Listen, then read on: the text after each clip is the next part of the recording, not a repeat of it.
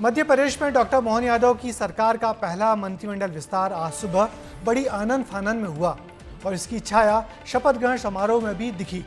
नवनिर्वाचित मंत्री रामनिवास रावत ने आधे घंटे में एक बार नहीं बल्कि 2 बार मंत्री पद की शपथ ली। पहली बार में वो राज्य मंत्री बने तो दूसरी बार में कैबिनेट मंत्री बना दिए गए। क्यों हुई ये गफलत और क्या है पर्दे के पीछे की कहानी, देखिए इस रिपोर्ट में। समय 9:03। कांग्रेस के बागी विधायक रामनिवास रावत ने राज्य मंत्री पद की शपथ ली, लेकिन उनसे गलती से मिस्टेक हो गई। क्या, आप खुद सुनिए। मध्य प्रदेश के राज्य मंत्री के रूप में अपने कर्तव्यों का श्रद्धापूर्वक और शुद्ध अंतःकरण से निर्वहन करूंगा तथा मैं भय या पक्षपात, अनुराग या देश के बिना सभी प्रकार के लोगों के प्रति संविधान और विधि के अनुसार न्याय करूंगा। शपथ नंबर 1 सुना आपने।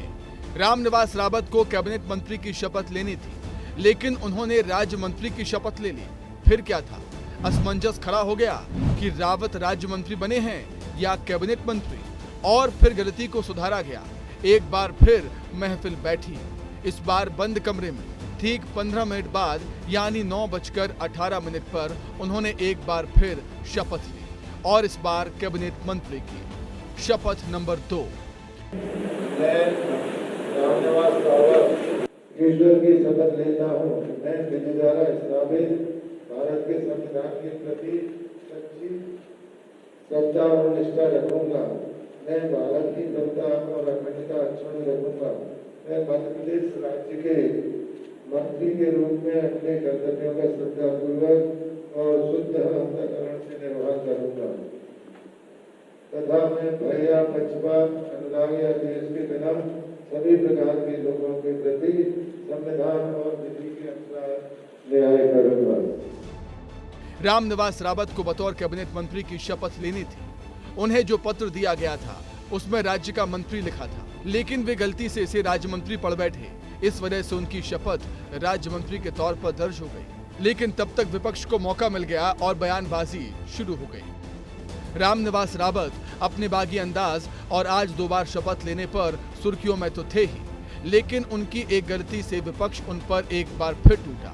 पीसीसी चीफ जीतू पटवारी ने ट्वीट कर बीजेपी को जमकर घेरा।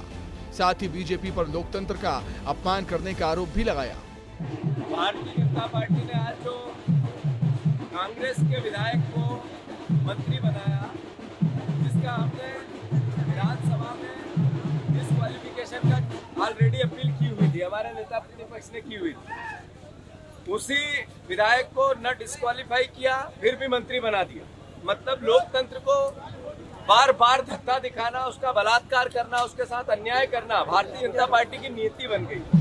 दरअसल जिस वक्त रामनिवास रावत ने बीजेपी के मंत्री पद की शपथ ली, तब उन्होंने अपने पुराने पद से इस्तीफा नहीं दिया था।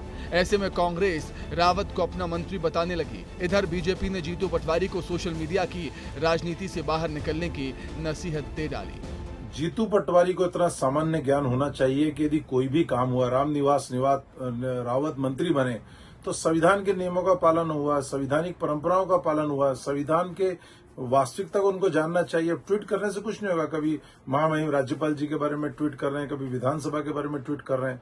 जो भी प्रक्रिया का पालन किया होगा उसके बाद ये मंत्री बने होंगे। और जीतू पटवारी को इतना जानकारी होना चाहिए कि रामनिवास रावत को लिख रहे कांग्रेस के विधायक है, अरे वो भाजपा में मंत्री बन चुके हैं। मंत्री रामनिवास रावत को दल बदल किए 2 महीने का समय हो चुका था, लेकिन उन्होंने बिना इस्तीफा दिए बीजेपी में मंत्री पद की शपथ ली।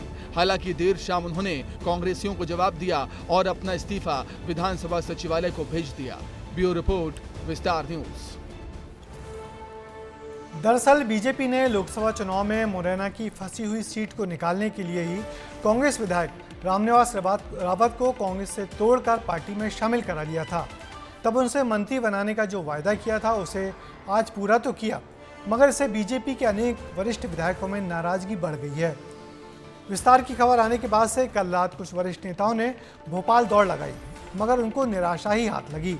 चाहे गोपाल भार्गव हो, रीति पाठक और भूपेंद्र सिंह, सभी ने मंत्रिमंडल में जगह पाने की कोशिश की, मगर उनको आलाकमान ने भरोसा दिलाया कि मंत्रिमंडल में अभी 3 पद खाली हैं और बाद में इन सब के नामों पर आगे विचार किया जाएगा।